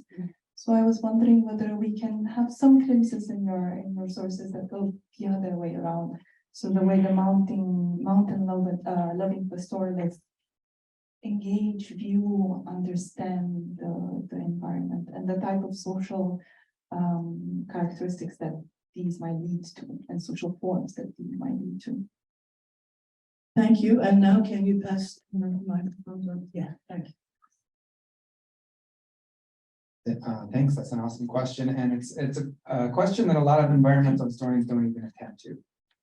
In this case, it was easy to get a pretty good understanding of what indigenous understandings of this local environment were in the 19th century. Some of the sources, it's even evident in the traces of their own worldview in the Ottoman archival record, but it's also preserved in especially in the case of Turkish-speaking communities, folklore that has been collected and preserved. For Armenian communities, it's in their memory books, this Hushamagan genre that probably a lot of people here are familiar with.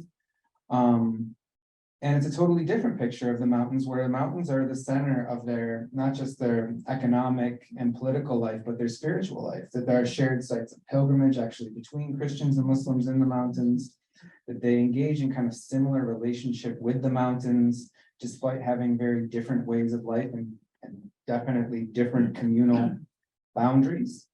So a lot of what I spend time like painstakingly documenting is that we can very like intimately understand how they saw their environment, and that their view of their environment is actually borne out by some of the catastrophic changes caused by forced settlement, deportation, capitalist agriculture, which is not in tune. I shouldn't get into the specifics, but really, in my book, at least, they are vindicated in their understanding of the local environment. Surprise, surprise.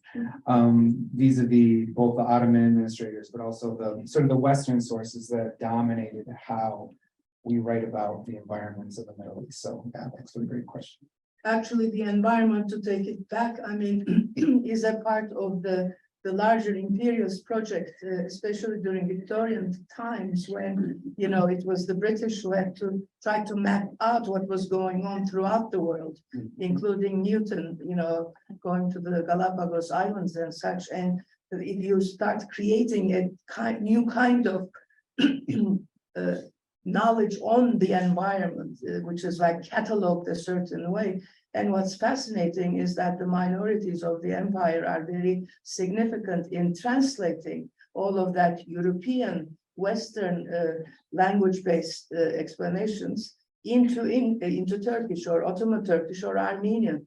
In addition, when Armenian schools start to be founded in the empire from the 1815 onwards, we know that the teachers who go there are actually initially trained in Europe, and then when they go back to their the local communities with the classes they teach, they take their kids regularly to these mountains and actually talk about the flora and the fauna. And I know this through the memoirs of a Turkish person who is telling his son. That is why the Armenians are much more civilized and advanced than the Turks are at that point through this educational system and its impact. Well, this was a fabulous one, and we only went 7 minutes over, which is also a record. And I'm thankful, but now we're taking a break. I thank everyone for this wonderful start of the day and of the whole conference, and then we're going to take a break. We will Lunch is being set up. Lunch is being set there, and then we look forward to seeing all of you and the virtual people as well at 2:30 p.m. Thank you so much.